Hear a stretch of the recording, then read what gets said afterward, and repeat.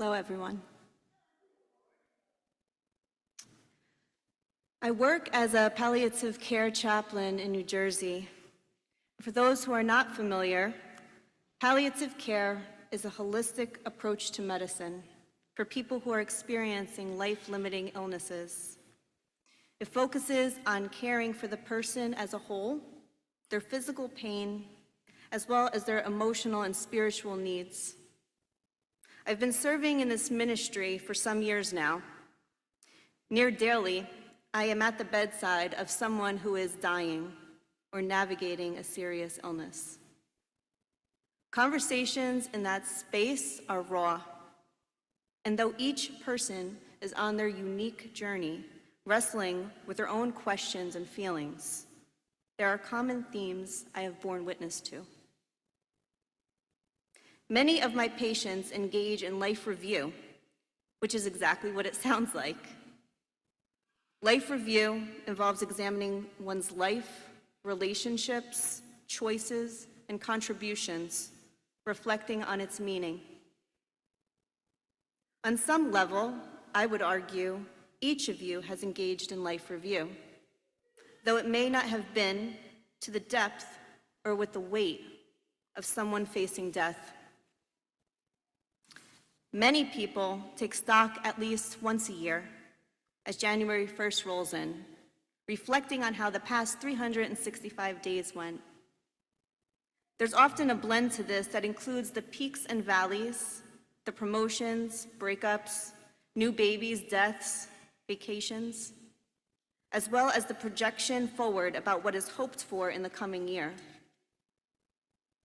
Many are pulled into life review in critical moments, when life hits like a ton of bricks and one's left turning over.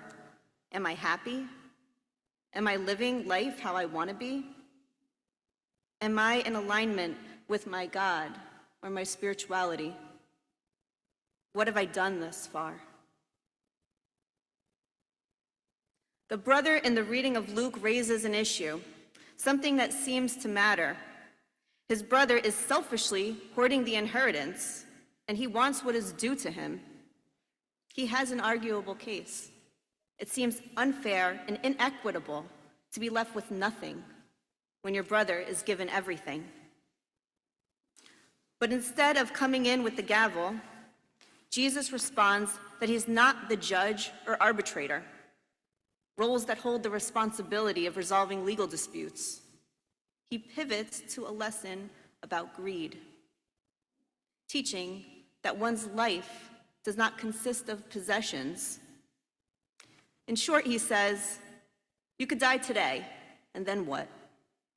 You've stored up all this stuff, all these riches, and have died poor because you were not rich toward God. UCLA's Center on the Everyday Lives of Families did an in-depth study in the early 2000s. They studied 32 middle-class dual-income families in LA. They documented their homes in meticulous detail. One of their discoveries, which comes to no surprise, is that people have an overwhelming amount of things. For just one family, UCLA staff counted 2,260 visible items in their living room and kitchen alone. This didn't just happen.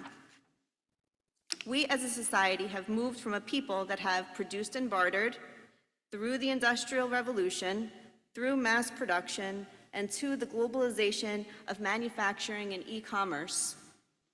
We don't live in a world where our neighbors spin their own yarn and we churn our own butter.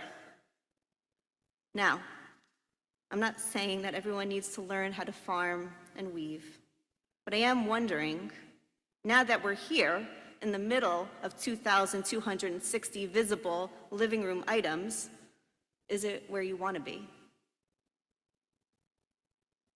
I want you to take a moment and think about your home.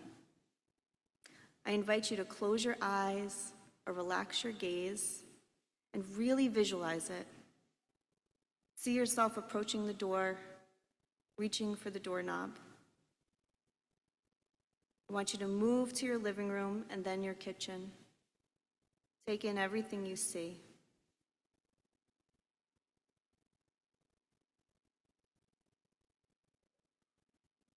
every single item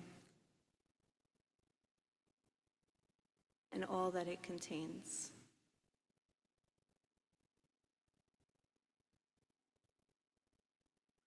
When you're ready, I invite you to return to the space.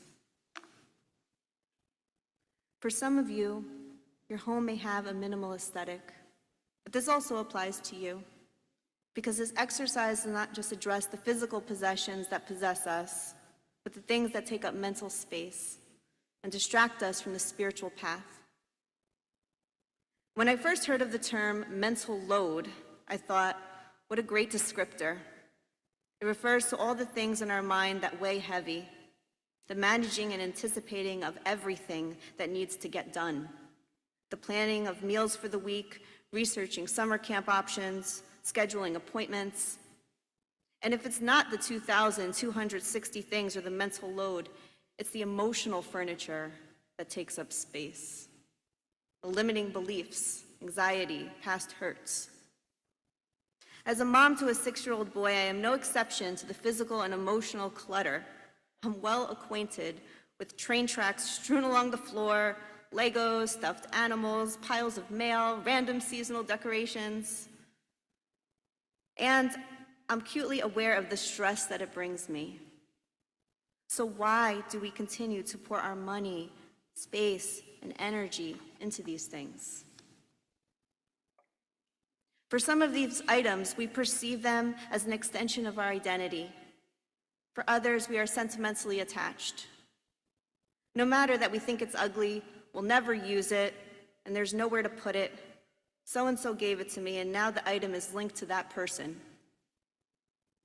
Then there are things we hold on to just in case, like the pasta machine you've never opened. And if it's not that, sometimes it just feels good to shop. It's coined the name retail therapy for a reason. So what does it mean to be rich? For the brother in Luke, I imagine he might link that to his inheritance, tangible possessions, or property. I don't know how many here would identify themselves as rich in monetary value, but maybe you'd say there is no lack, that you have more things than you could possibly need.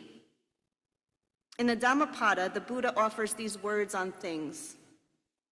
As a bee gathers nectar and flies away without harming the flower, its color, or its scent, so let a sage dwell in a village. I understand this as a petition to only take what is needed and to do no harm to the people and the environment from which you take. Yesterday, August 2nd, marked Earth Overshoot Day.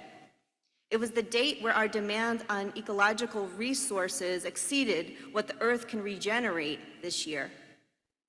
It means we are living on resources borrowed from future generations. 713 gallons of water to make one t-shirt. 79% of our plastic and electronic waste are in landfills or in the natural environment. Do we really need all these things to make us rich in happiness? Psychologist and Nobel laureate Daniel Kahneman, an authority on wealth and well-being, wrote about the two selves and the happiness plateau. Kahneman and his peer Dayton discovered that two aspects of well-being. One is related to our emotional well-being and our feelings on a daily basis, and the second is related to life evaluation, the overall assessment of our lives and our satisfaction with it. They found that although money makes a difference in our happiness, insofar as it can protect us from poverty and scarcity, it has a ceiling. It caps at $100,000 a year. Anything past that does not bring more happiness or life satisfaction, because it does not apply to the riches I'm calling us to consider. The Prophet Muhammad says, riches is not in the abundance of worldly goods, but true richness is in the richness of the soul. The Buddha says, health is the greatest gift, contentment the greatest wealth. a trusted friend, the best relative, nibbana, the highest happiness. Jesus instructs to store up treasure in heaven, saying, where your treasure is, there your heart will be. Stoic philosopher Seneca says, it is not the man who has too little, but the man who craves more that is poor. Let's sit with that concept for a while. What does richness look like in your spiritual path? And how might you align yourself with this? There are so many ways that we can respond. I want to pause for a moment to allow this time for reflection.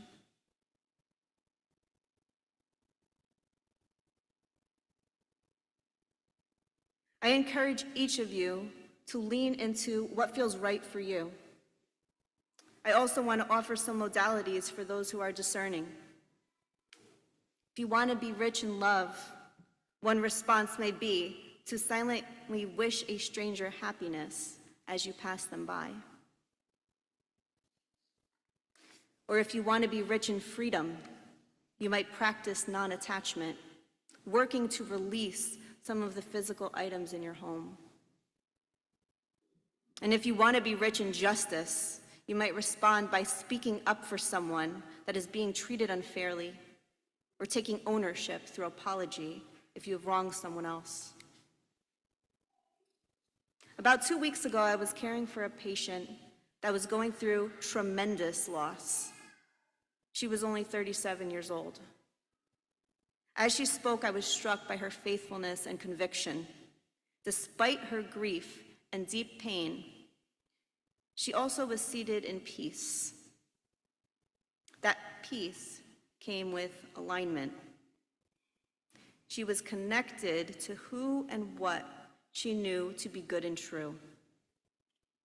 During our time together, she said, I look at the big picture. She zoomed out to look at her entire life, holding the current moment with all that was to come.